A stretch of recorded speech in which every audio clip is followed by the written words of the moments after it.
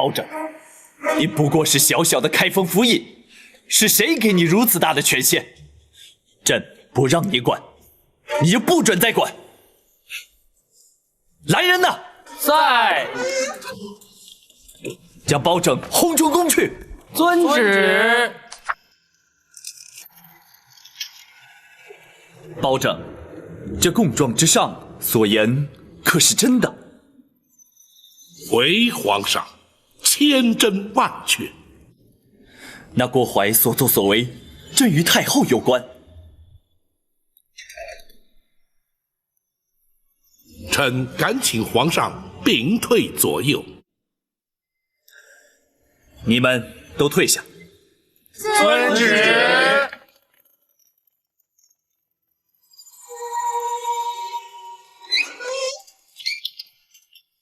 你说。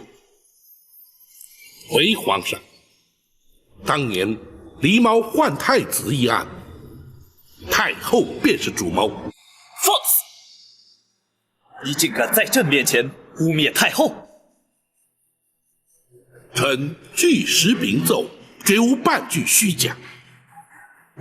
当年太后与丽仪贵妃同怀龙种，先皇许诺，生下太子便册立为皇后。为图大位，太后方才出此下策，否则那郭槐不过是一名太监阉人，又怎敢犯下如此大逆不道、惊天动地之案？那金华宫程昱寇诛，因此状注自尽了。正是。郭槐当堂画押，坦诚罪状，此案已成定案。然而，在这供状之中，并未提及寇诛他舍命救出的婴儿，下落何方啊？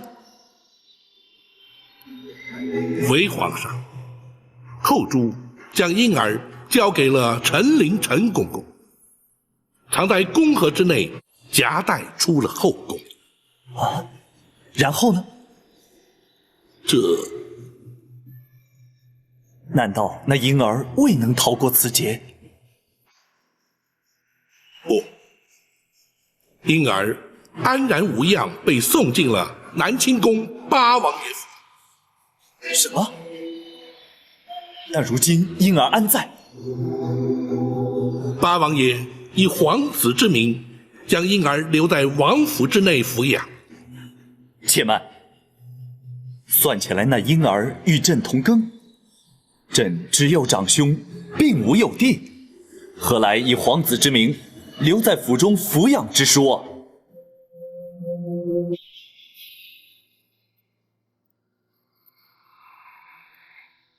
臣斗胆，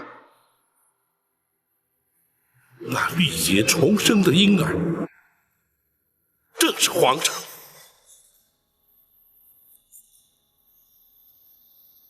你说什么？当年八王妃狄娘娘也同时有孕在身，却不幸早产夭亡，而且未及呈报。八王爷深知此案兹事体大，为掩人耳目，才假称皇上是狄娘娘所生。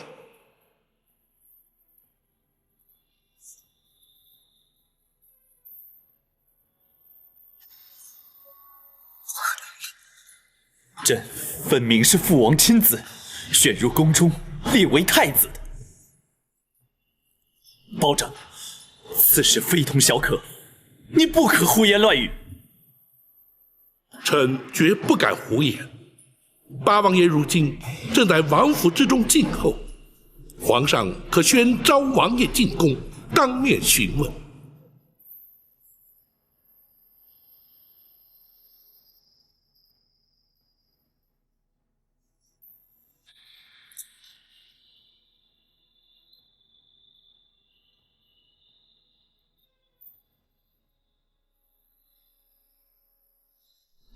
如此说来，朕幼年之时在冷宫遇见的那位娘娘，竟然是朕的生母。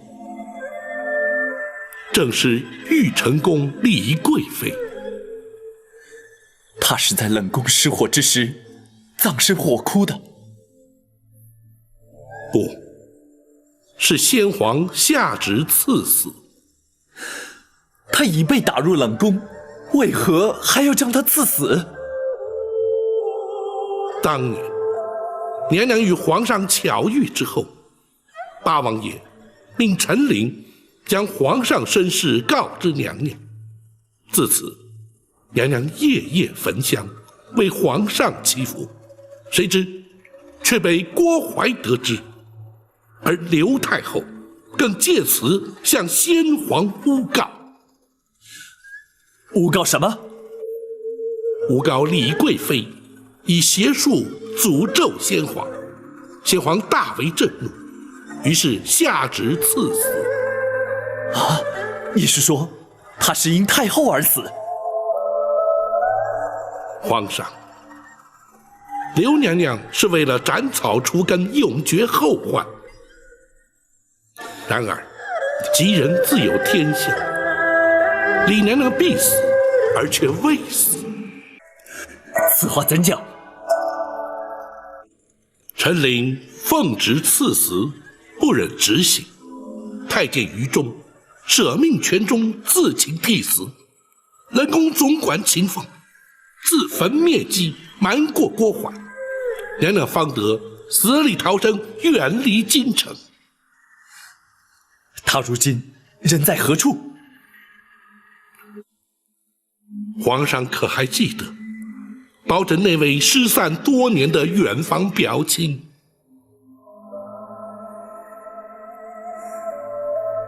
你是说朕在仁寿宫遇见的那位老夫人？皇上，那位双目失明的老夫人，正是当年的丽仪贵妃，皇上的生身之母。那失明双目，就是因为思念皇上，终日以泪洗面，而活活哭下。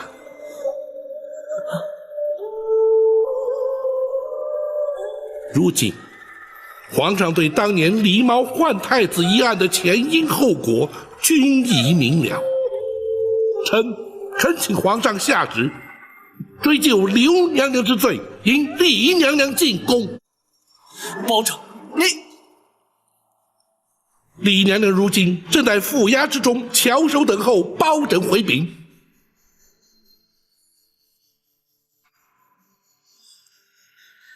你让朕再想一想。皇上可是不信包拯之言？朕不是不信，只是太后对朕有20年的养育之情。皇上此言差矣。刘娘娘虽对皇上有多年养育之情，李娘娘却对皇上有10夜怀胎之恩。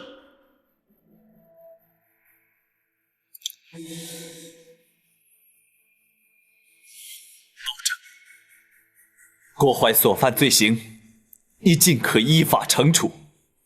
我皇家之事，你就不要再插手管了。皇上念养母之恩情，而置生母于不顾，传至天下，岂不让黎民百姓斥为不孝？包拯天威人臣，又岂能不闻不问？住口！包拯，你不过是小小的开封府尹，是谁给你如此大的权限？朕不让你管，你就不准再管。来人呐！在，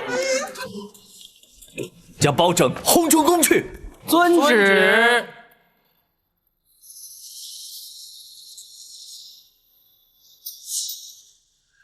将你赶出宫来，包拯惭愧，未能劝谏皇上，立即因李娘娘进宫。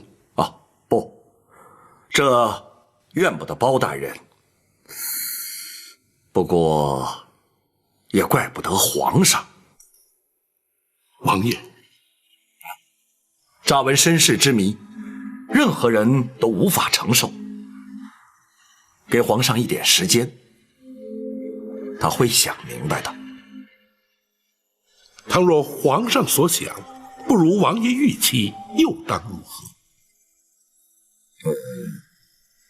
届时，本王自会出面。如今却难在如何面对丽娘娘了。谁也无法面对，只有包大人委屈担待了。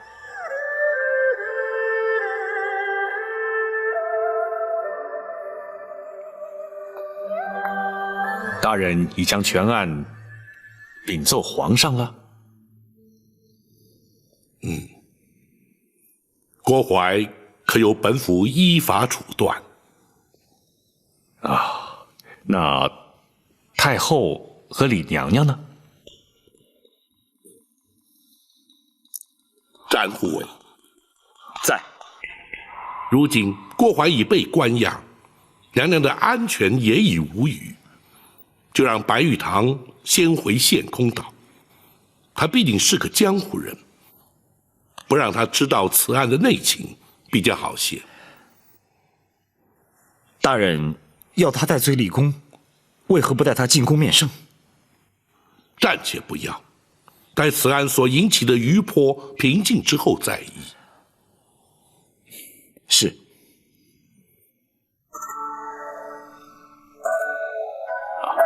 大人，皇上对此案可是另有看法？公孙先生果然心思缜密，本府就知，绝对瞒你不过。皇上的确对是否追究太后之罪，是否立刻引李娘娘进宫，尚有所犹疑。皇上怎可如此？既然已知娘娘身份，就该立刻接她进宫，善尽仁子之道。无论任何原因拖延，就是不孝。皇上难道不明白这个道理吗？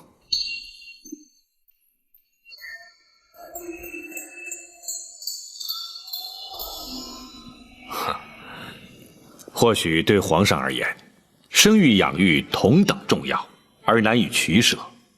既是皇家恩怨，外人也就难以智慧。公孙先生，请恕展昭不能苟同。仁子孝亲，天经地义。无论是皇上或是平民百姓，岂能有所不同？倘若身为皇上便能不遵孝道，又将如何教化万民？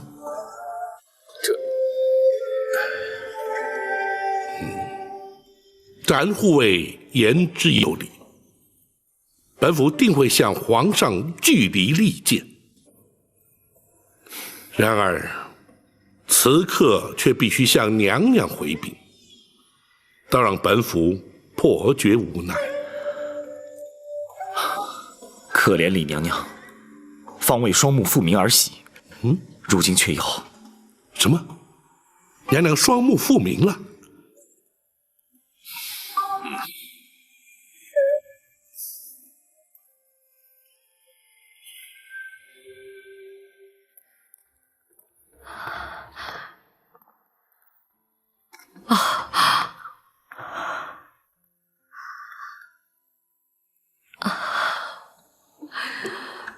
宝琴的形象面貌与哀家心中想象的很是接近。臣恭喜娘娘重见光明。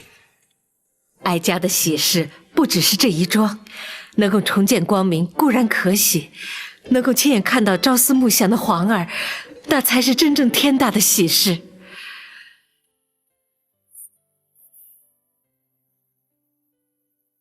宝琴，臣在。哀家何时能够见到皇儿？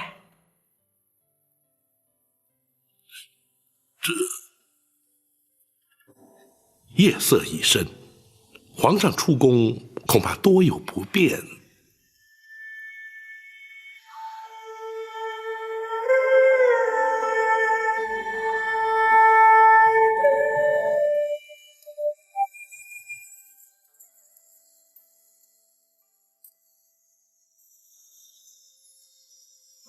那好，既然皇上不便出宫，那你带哀家进宫如何？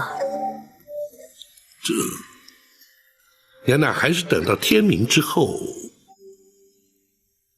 宝庆，你素称刚直耿介，不善言谎，哀家要你照实说，可是皇上不肯认我。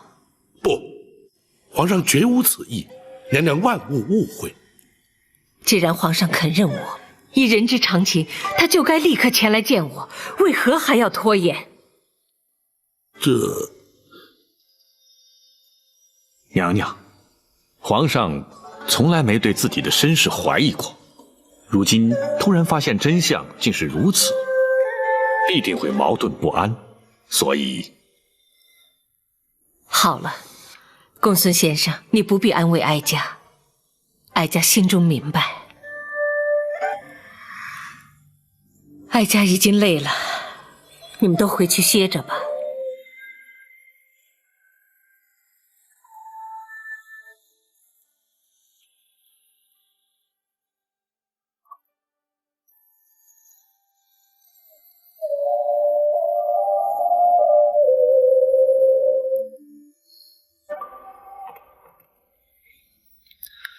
我以后真的要当皇帝吗？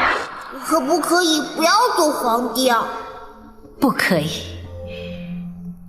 不过你可以选择做个好皇帝呀。怎么才能做个好皇帝呢？要仁慈，要孝顺。仁孝这2个字如果做到了，就会是个好皇帝。我是个好皇帝吗？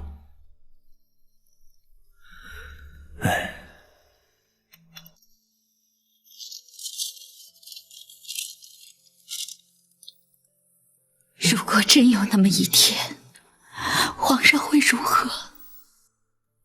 如果真有那么一天，儿臣必定会痛苦万分，左右为难。生育养育，实在难分轻重。儿臣不会让这样的事情发生的。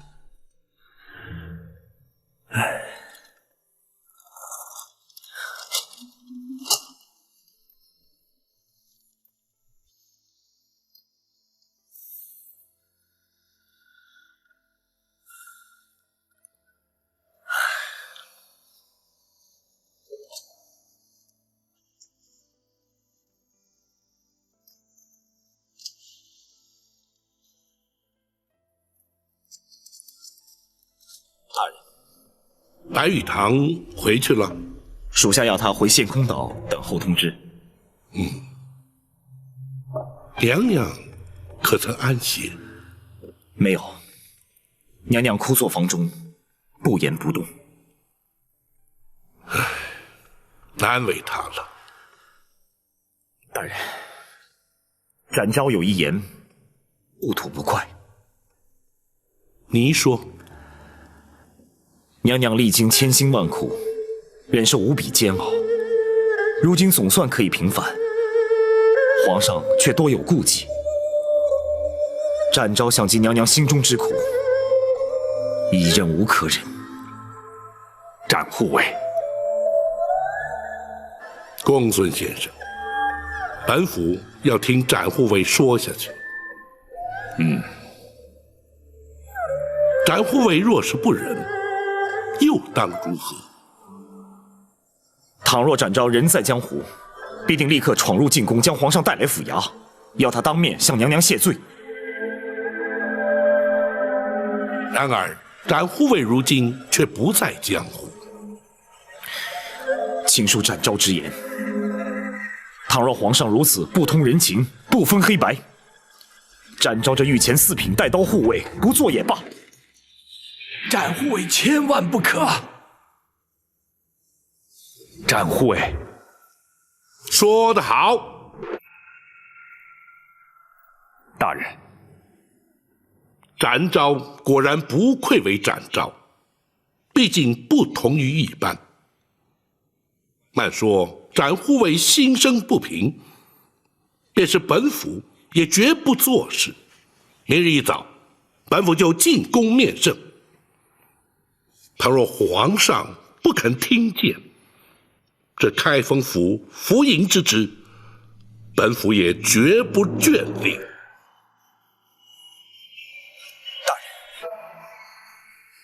本府虽不若展护卫可以重返江湖，但若回到泸州老家，耕读一生，又有何不可？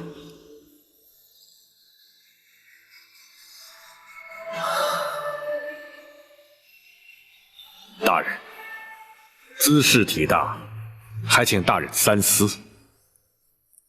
公孙先生，我辈读书之人，入世所谓何来？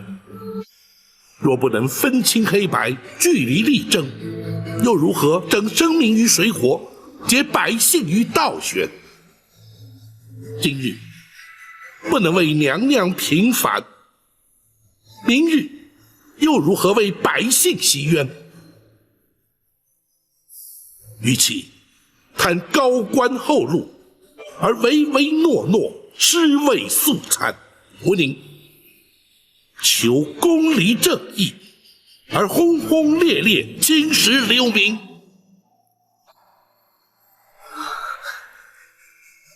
大人的教诲，学生终生不忘。倘若朝中文武皆如包大人一般，又何愁朝纲不振，宋室不兴呢？然而在本府入宫之前，还有一事要办。公孙先生，大人，传本府令谕，明日一早就将那郭槐自大牢之中提押出来，本府要升堂宣判。大人不等刘太后到案再判吗？不能等。倘若皇上不追究太后之罪，本府也绝不让那郭槐逍遥法外。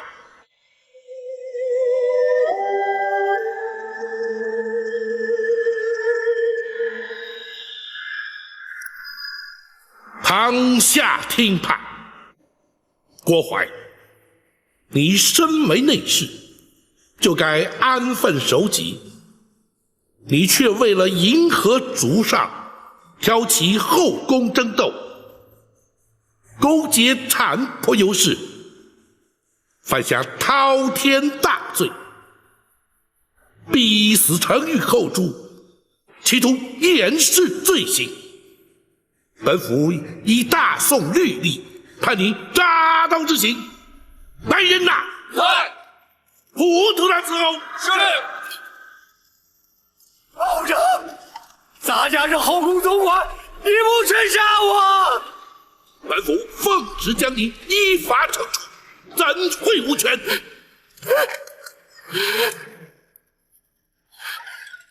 开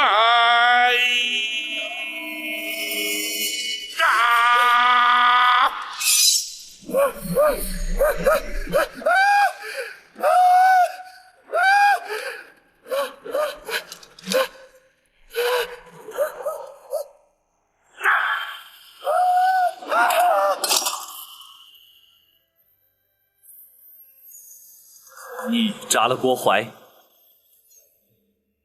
回皇上，郭槐罪不可赦，臣是依法而行。你是生怕朕不再追究太后之罪，会连郭槐也或免刑，才速审速决，将他正法？皇上明鉴。朕说过，只要你不管太后之事，郭槐任你处置。启奏皇上，臣不能不管。你当真不肯撒手，非要管我赵家私务？你可知道昨夜朕在生育之恩与养育之情之间的矛盾挣扎是彻夜难眠？难道你非要逼朕不可吗？皇上，李毛换太子一案，绝不仅是赵家私务，而涉及皇室道统大宋国主。废刘太后而迎丽姨娘娘，也绝不仅是皇上私情，而关乎人心教化、社会伦常。皇上自诩以仁孝治国，若是己身不正，又将何以正人？包拯纵有天大，也不敢逼迫皇上。然而，如今刘太后已是罪证确凿，皇上若是不下旨将她治罪，恐将难渡天下悠悠之口。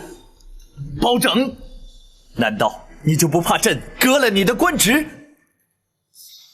皇上莫说要臣的顶上无上，便是要臣的项上人头，臣也绝不能让皇上背负着不孝的千古骂名。包拯，你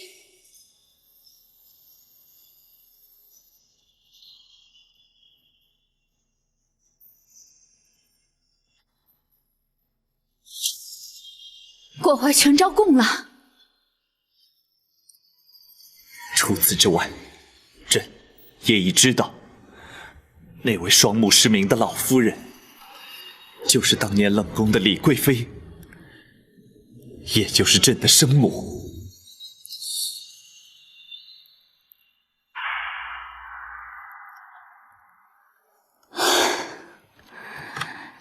30年的梦魇，毕竟还是应验了。你为何要这么做？他先生了太子，先皇就立她为皇后，或许是为了争夺皇后之位，或许只是出于妒忌。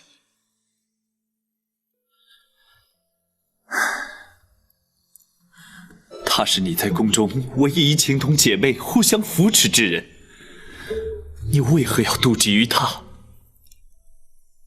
勾心斗角、争权夺利，在后宫不足为奇。眼里看的是这些，学的也是这些。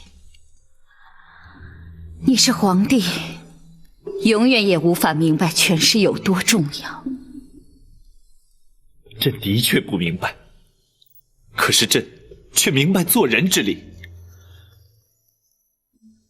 若不能诚心诚意与人交往，若终日必须尔虞我诈，纵有权势又有何用呢？就因你当初一念之贪，夺去了多少条性命？20年来，一直把你视为身生之母，如今你却让朕陷入天人交战的两难之境。你要朕如何抉择？你又将如何自处啊？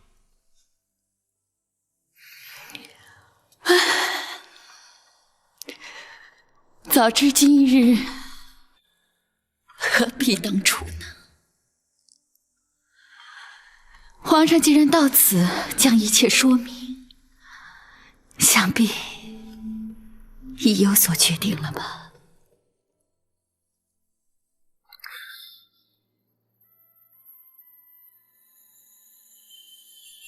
臣叩谢母后20年的养育之恩。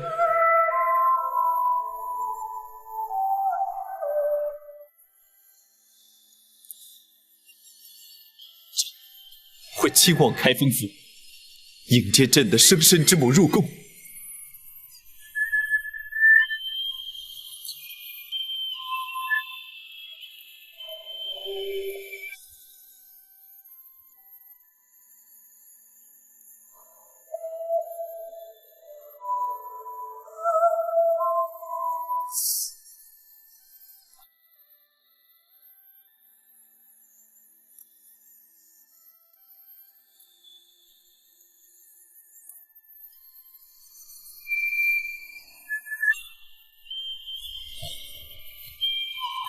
皇上，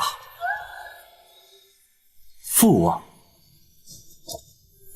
皇上，如今身世已然大白，本王不再是你的父王，而是你的皇叔了。奴婢叩见皇上。亚父请起。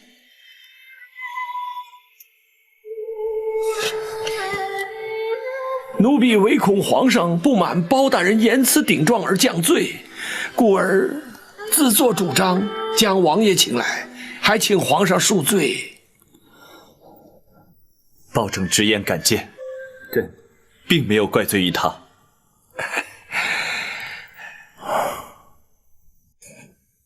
皇上如今作何打算啊？朕一命包拯将太后官服带回府衙，朕稍后便去接驾。皇上圣明啊！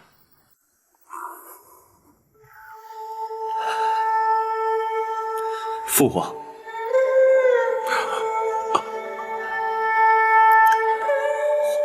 皇叔，你可知道，朕此刻的心情是五味杂陈，百感交集。本王明白，皇上心中之苦，无人能够体会。然而，皇上，你必须要坚强啊！皇上，皇上，太后，太后，太后怎么样了？你快说呀！太后她悬梁自尽了。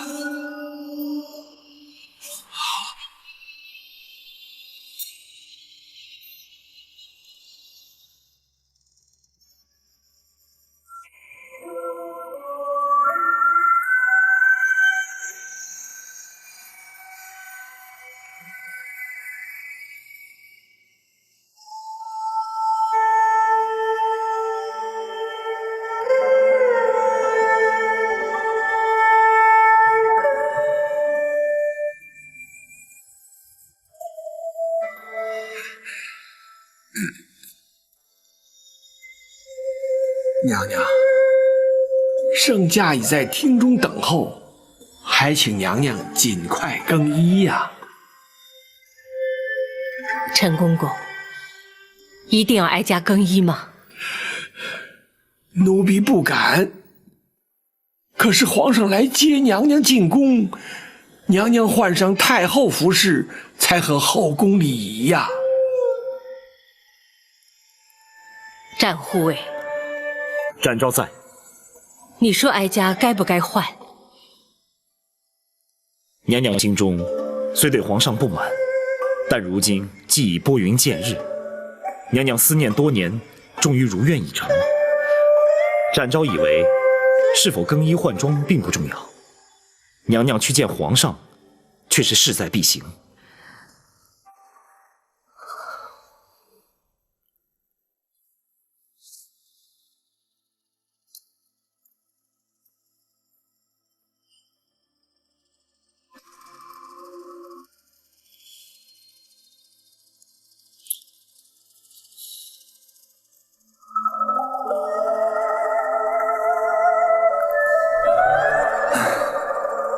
朕言知此时才来，太后必定心生不悦，还望皇叔包请替朕多美言几句。母子连心，皇上也无需太过担心了。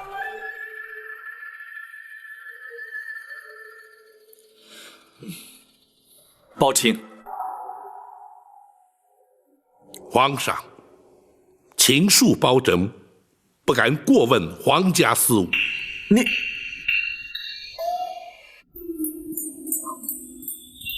包大人，连皇上所言都能够让你记仇的话，这可不是为人臣子之道了。包拯不敢，只是臣敢请皇上预做准备。娘娘不悦之心，恐非三言两语便能释怀。迟来迎接母后，乃是朕咎由自取。太后若是降罪责罚，朕也无话可说。太后娘娘到！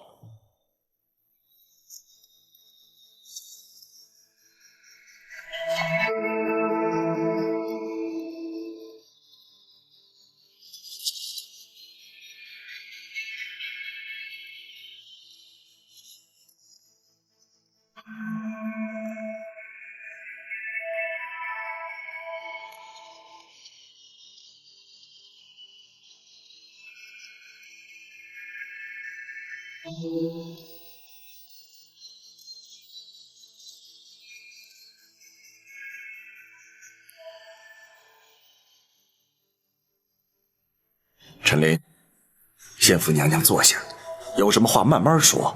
是。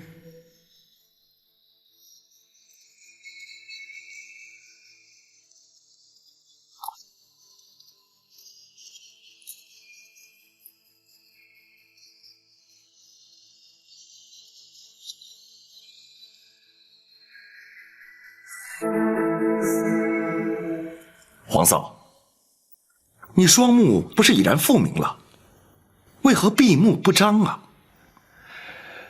皇上，娘娘不肯更衣换装，奴婢实在没有办法呀。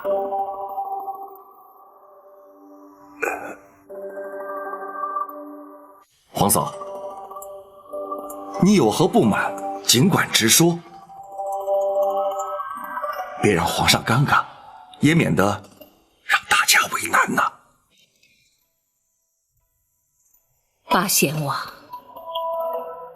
并非老身有意刁难。既然皇上不肯认我，我又何必看他？母后，且慢。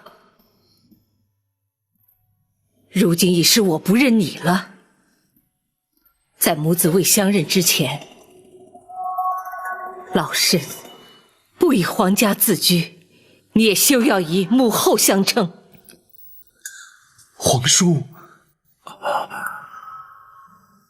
皇嫂，皇上若是不肯认你，又怎会亲临开封府来接驾呢？你就看在本王的薄面上，原谅于他。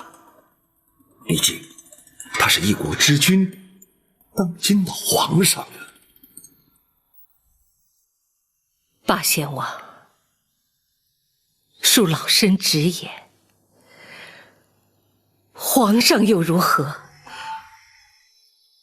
皇上难道不是父母所生？我为他饱尝10月怀胎之苦，为他受尽牵肠挂肚之痛，为他遭人陷害，打入冷宫，为他先皇下旨，白绫赐死，为他流落街头，忍辱偷生，为他流干了眼泪，哭瞎了双眼。而他明知道我是他的亲生母亲，明知道我在府衙殷切期盼，他却不飞奔而来母子团圆，反而在那犹豫不决，左右为难。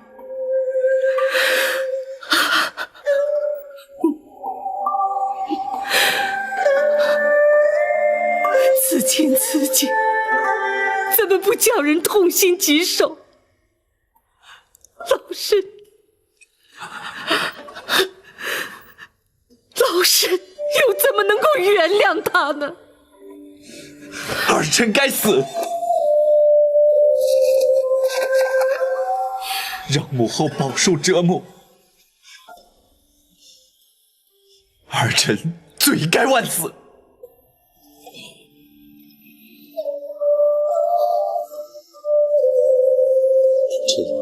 即便不能得到母后的宽恕，也请母后睁开眼睛，看看儿臣，看看儿臣和20年前在冷宫相遇时有何不同，看看儿臣与先皇有几分神似。母后，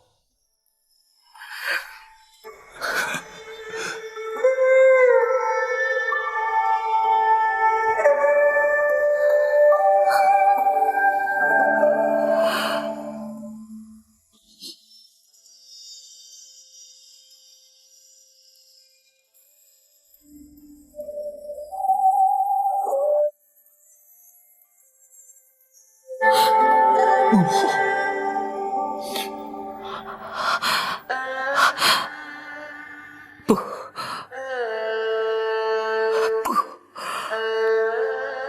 不能就这么简单。桃儿就这么轻易的饶恕你，普天之下为人父母者，又怎么敢生儿育女？这人伦二字，岂非荡然无存？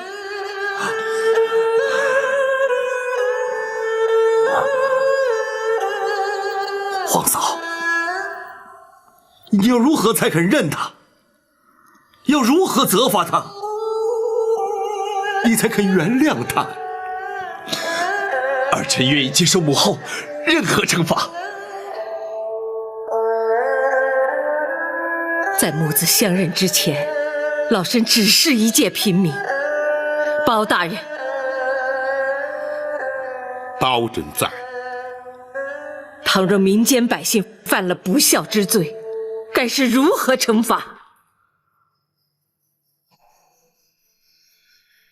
娘娘，不论如何惩罚，若要想老身认他，除非包大人先依法办他个不孝之罪。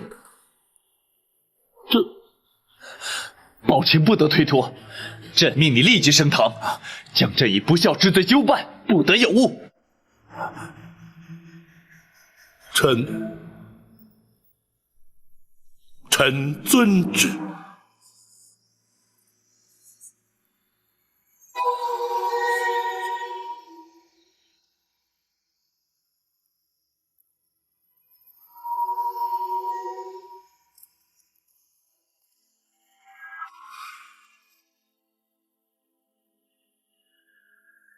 这的确是本府自入世以来从来没有遇见过的难题，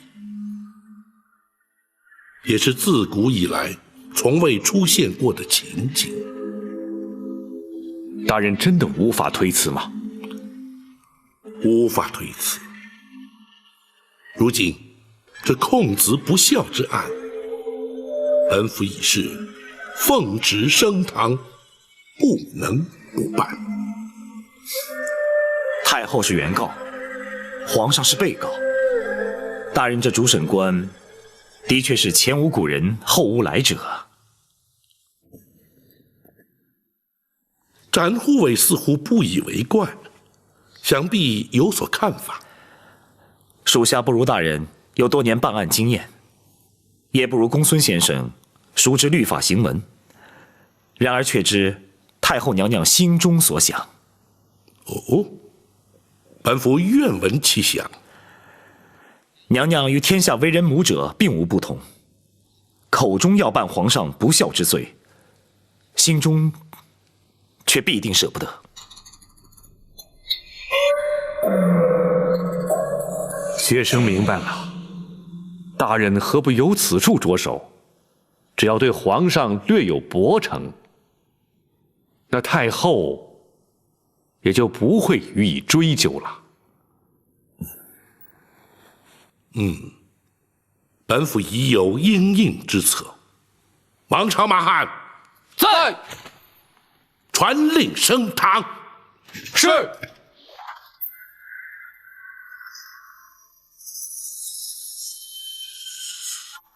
开封府福营包拯叩见皇上。平身。谢皇上。叩见娘娘、王爷。包大人请起。谢娘娘。来人呐！在。升堂。是。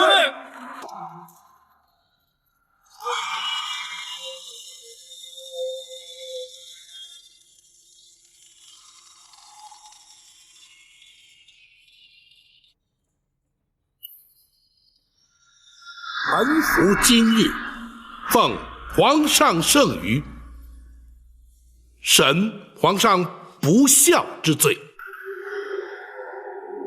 虽然由古至今，自有行制以来，从未听闻以臣慎君之说。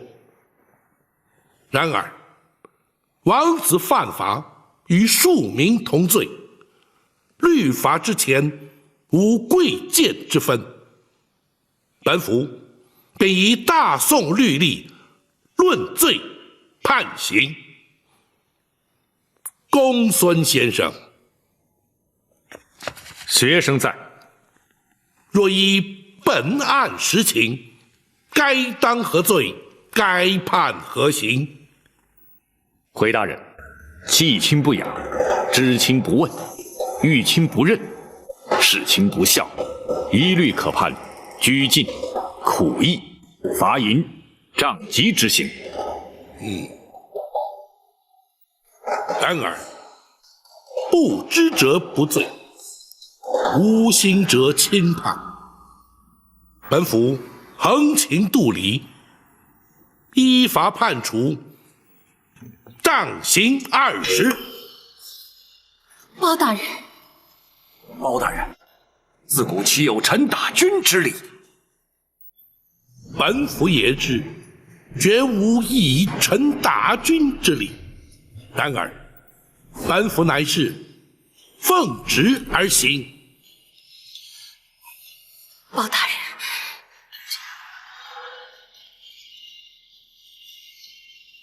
皇上，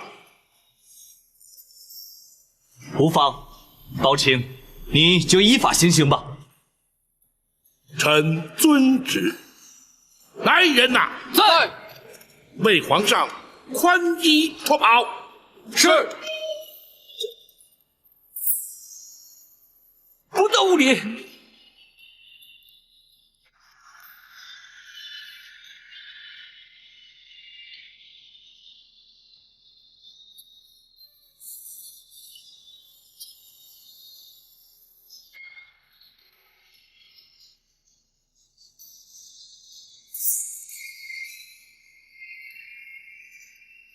斩护卫，属下在。待本府行刑。遵命。自古以来，臣不打君，本府奉旨，不得不打。王朝马汉灯笼照虎，在。将龙袍押上堂来。是。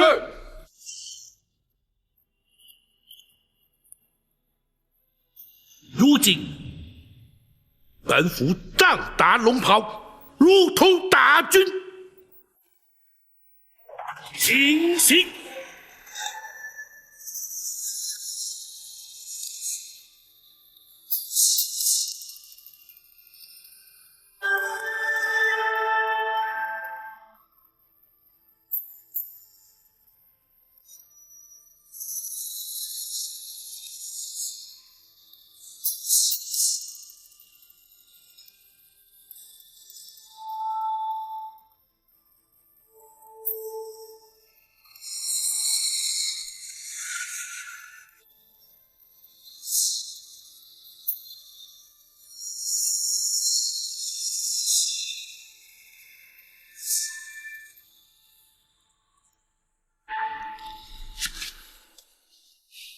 若非包卿机智，恐怕朕要出尝这杖刑的滋味了。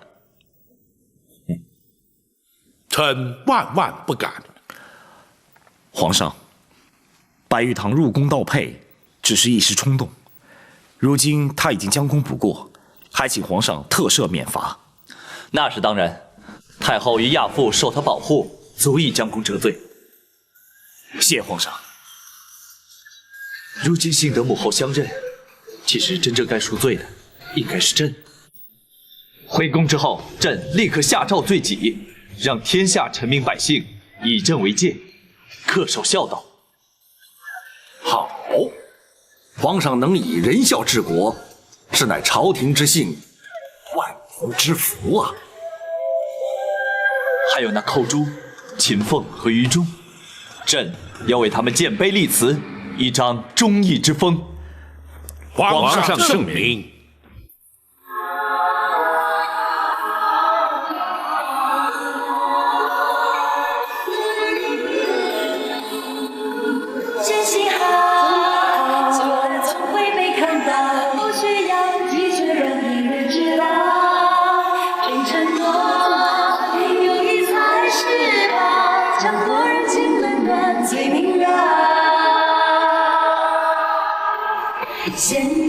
谁傻瓜胭脂过槽，人会好心。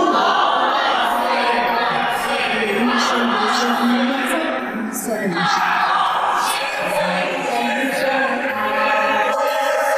自己快乐满意就好。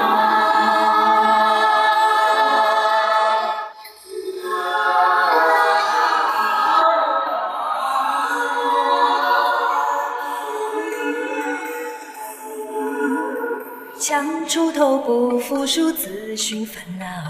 天外有天比你高，大富贵比不上身体好，无忧无虑品尝心到老。看得透想得开，别爱计较，宽宏大量开口笑。我朋友要比多仇人好，让人一步世界大多了。真心好，久了总会被看到，不需要拒绝让别人知道。忠诚多，友谊才是宝，强国人情冷暖最明了。现在讲谁傻瓜胭脂过槽，人会好心有好报。人生有什么才不算少？自己快乐满意就好，自己快乐满意就好，自己快乐满意就好。